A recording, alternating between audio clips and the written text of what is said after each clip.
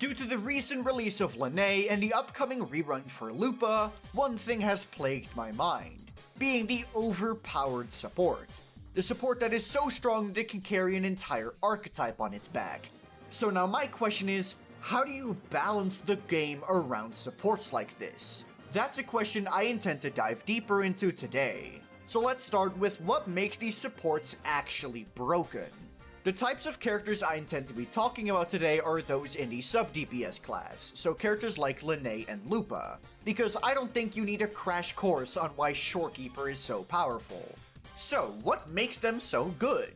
The first thing I want to talk about is if they have a ton of buffing. That is what Lene and Lupa have. Lene gives 30% attack with her set, 10% damage bonus with her echo, 24% damage bonus with her ult, 24% damage bonus with her signature weapon or 10% attack with static mist, and then she also has her outro skill, which gives 15% universal amplification and 25% liberation amplification. If that wasn't enough, she also gives 40 Toon Break boost. That is a lot of stats to just be giving to any sort of DPS. Lupa gives 24% fusion damage bonus with her weapon, 15% fusion damage bonus with her set, 20% fusion damage bonus with her ultimate, up to 18% attack with her ultimate, and 15% fusion resistance ignore through her inherent skill. Not to forget her outro skill giving 20% fusion damage amplification and 25% basic attack damage amplification. These are a ridiculous amount of buffs that most sub-DPS characters are simply unable to match. And it's why characters like Lene have been able to power creep characters like Rocha and Zhezha so easily. Because when it comes to the buffing department, they're simply superior in every single way. But it's not just the buffs that make them as dominant as they are. It's also about how universal these characters are. Because there is a reason that Lene is valued way more than Lupa, despite Lupa's buffs being stronger. Because ultimately, what makes them so strong is not just their buffing quality, it's also how universal their buffing is. Lene's buffing can be used by basically every DPS in the game. The only real exception to this is Cardothea, who's unable to use the 30% attack from her set, but like, boo-hoo, what are you gonna do, right? So not only are her buffs incredibly powerful, they're also incredibly universal, which is what makes her the best sub-DPS in the game in my eyes. And as for Lupa, while her buffs are stronger, they are a bit less universal. But I would still call them universal because they apply to an entire element of characters, which people don't seem to realize how good that is. Out of all of the elements, Fusion has one of the largest rosters, and Lupa being so entirely focused around buffing Fusion damage in general makes her incredibly powerful for a very large amount of the roster. Even if all the characters were divided equally, she would still be the best in slot pick for 1/6 of characters in the game. That doesn't sound insane when I say it like this, but consider that most sub-DPS characters are designed around just 1 or 2 characters. Someone like Cho Yuen, who came out after Lupa, was designed with only 2 characters in mind. And because Lupa has such strong buffs, she ended up power creeping Cho Yuen for one of these DPSs altogether. So now we have established what makes a sub-DPS valuable. It's how strong their buffing is, and how universally that buffing can be applied. But now that I've gone on that tangent, let's talk about something else for a minute, something more balance-focused. AKA, is it actually worth it to have characters this dominant? Because here's the thing. While it's very nice for people who have Lupa that basically every single Fusion character can find themselves a team, what if you don't have Lupa? Lupa dominates the entire Fusion element so insanely hard that it's really hard for someone to invest into Fusion if they don't want to get Lupa. I know multiple people myself who are simply unable to invest into Fusion archetypes because they simply don't have Lupa. So that begs the question, is it really worth having a character this powerful and this safe to pull if it means other people are locked out of the entire archetype simply because they don't want to get this one character? I do actually have a very big stance on this, because in a gacha game, I believe you should never have to feel bad about wanting a specific character. You should always be able to pull a character you like regardless of the state of your account. Obviously, that's a pipe dream that's never going to be reality when it comes to these gacha games. but that's definitely the ideal world in which I want to live. So I don't think there should be any one character that dominates a meta so hard that you can't invest into it without getting that one character. However, I can definitely see the value in just having this one character that basically allows you to say, I have a team for every single fusion character. This is something that is very valuable to a lot of people, so they want to get Lupa simply because it means every single fusion character will have their place. I believe that Lupa's issue is entirely that she is just too powerful. Kuro Games released her in an incredibly powerful state and only solidified her place in the meta by releasing Mornia. I think Lupa's kit is brilliantly designed. The issue is just entirely with her numbers. But I believe that every single element deserves some kind of Lupa character. Maybe a bit less strong than Lupa to not make it so she dominates the entire elements, but still, a character who can universally be played with every single character of a certain element. Now to dive into a different topic that I also find very interesting. The effect that a support has on their main DPS.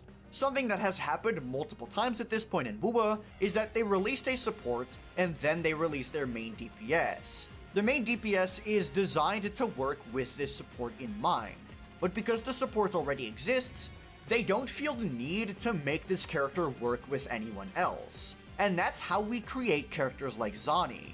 Phoebe came out in version 2.1, and Zani came out in version 2.3. No matter what way you slice it, Zani was made to take full advantage of Phoebe. Now, Phoebe isn't exactly a very universal character in her confession mode, but she still fits the bill for being a character with an absolutely ridiculous amount of buffing in her kit, so it still ends up running into this issue. 100% damage amplification, 10% res shred, an additional 30% amplification on her weapon, and Moonlit Clouds. Phoebe has an absolute insane amount of buffing for a character like Zani who deals Spectrofrazzle damage directly. And because Phoebe's buffs were so insanely powerful, they had to make Zani weaker at a baseline. They had to reduce Zani's damage to make sure that she stayed in line with other DPSs while using Phoebe. But when you take away the Phoebe, Zani starts crumbling. And thus, because a support was too powerful, a DPS ended up being bad. Because the second you take away that support, the DPS entirely crumbles. So when it comes to designing a DPS around such an OP broken support, how do you even do it? How do you even make a DPS and not make them overly reliant on the OP support in question? It's a hard riddle to solve, but I think I have at least a few points to make it a bit more bearable. First of all, whatever you do, don't give the DPS any sort of mechanic that only the OP support can fulfill. Phoebe and Shakona are the only characters in the game who are able to fully regenerate Zani's Blaze. And even with Shakona, it happens over time, which means that you won't have full Blaze during your first rotation. This mechanic shills Phoebe insanely hard when her buffs alone were more than enough justification to make Phoebe the best in slot support. So Blaze is in my opinion a failed mechanic. It shills a character that didn't need shilling. 100% damage amplification and 10% res shred was more than enough.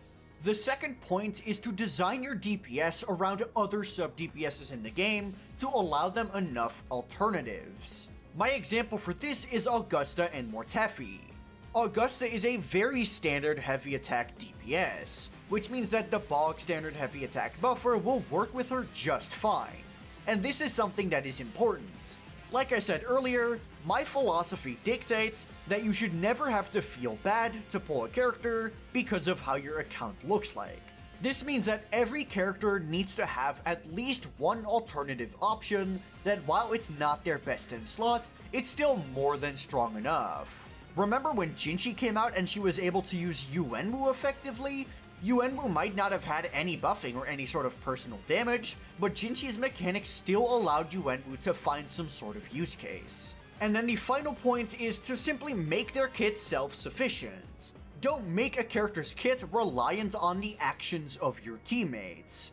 While most rotations work just fine by just putting the character on the field, a lot of mechanics within character kits rely on specific characters. For example, Cardathia's ultimate and her inherent skill require the cap of area erosion to be increased by Chisa or Arrow Rover. She also needs consistent area erosion application even while she is in her Fleur-de-Lis rotation. Or another example being the fact that Mornia cannot use her interfered marker without a character like Lene or aemeath on the team. Mechanics like this don't inherently ruin a character's kit. However, if you make characters too reliant on these sort of mechanics, they become incredibly reliant on the supports who allow them to use the mechanics. And if the supports are already broken overpowered, then you start running into an issue. Because at that point, it's no longer about what the sub DPSs themselves offer, it's about how well the sub DPS is able to allow the DPS to actually use their own kit's mechanics. But that's just my perspective on overpowered supports. Let me know what you think down in the comments below. And while you're down there, be sure to like the video and subscribe to the channel. If you have any questions, you should join my Discord, which is linked in the description. And if you just want to see more of me, you can check out my second channel, which is also linked in the description. But that'll be all from me. Peace.